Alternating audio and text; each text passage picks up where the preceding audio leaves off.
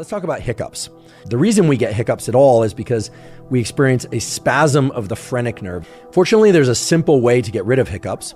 There is a technique that can reliably eliminate hiccups, and it's a technique that takes advantage of hypercontracting the phrenic nerve.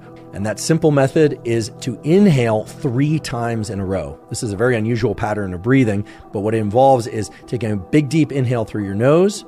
Then before you exhale any air, take a second inhale through the nose, however brief that inhale might be, and then a third, even micro or millisecond long inhale through your nose to get that third inhale, and then hold your breath for about 15 to 20 seconds and then slowly exhale.